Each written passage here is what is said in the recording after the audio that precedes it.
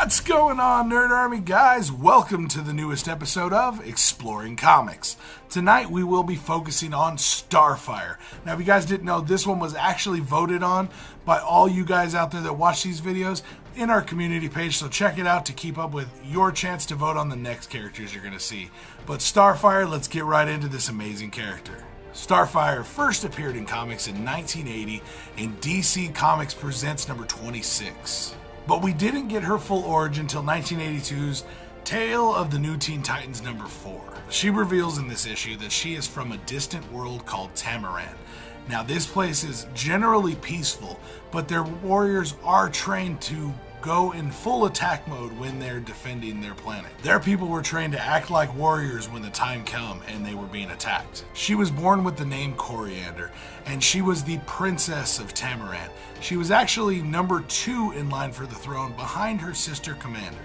Her sister was always set up to be the next one in line, but because she was born with a disease and she was sickly as a child, she never would develop the natural ability of Tamaranians to fly.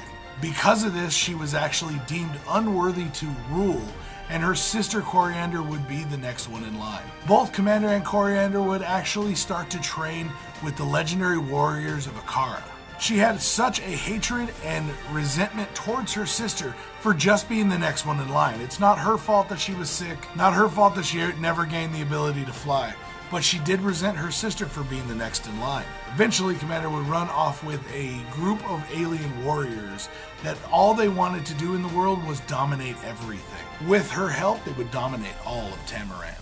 The king would be forced to give his daughter Coriander over to the race to be theirs, or he would destroy all of Tamaran. So the king had to sacrifice his daughter to save his people. Over the next 6 years, she would be beaten and tortured mercilessly. Eventually, the two sisters would be handed off to another race of aliens who were super intelligent scientists.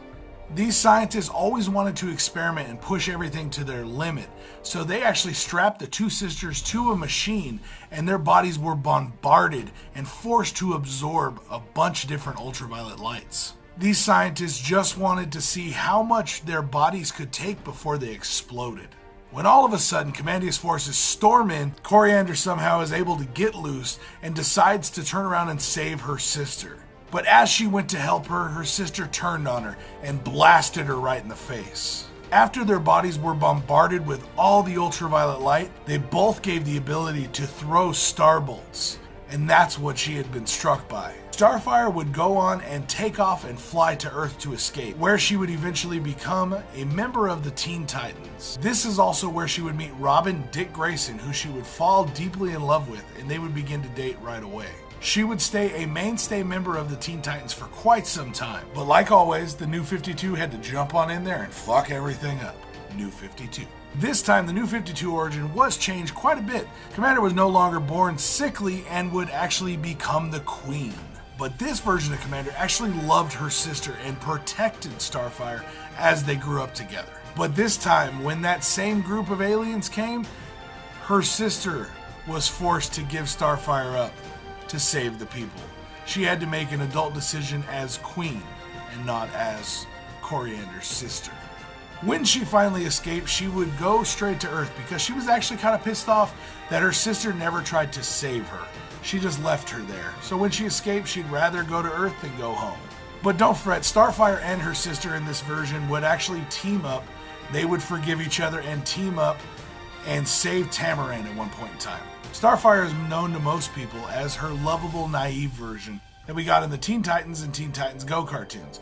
But that is far from how she is. She is still a great, quirky person that loves to experience life, but at the same time, she's still kind of a badass. And the New 52 version, she's actually really fucking hot. In the New 52 version, she would not join the Teen Titans. She would actually join Red Hood and the Outlaws.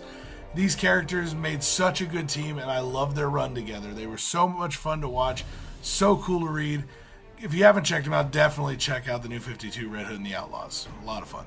But guys, what did you think about the history and origin of Starfire? Let me know down in the comments down below. And next time, guys, make sure you stay tuned because we're going to be doing the history of the Scarecrow. So guys, if you're ready to learn all about Scarecrow, one of Batman's coolest villains, Make sure you subscribe to the channel to keep up, and check out next week's episode of Exploring Comics, where we're going to reveal the Scarecrow. Thank you guys for tuning in. I will see you next time right here on Nerds Marias for another episode of Exploring Comics. All right, guys. Peace out.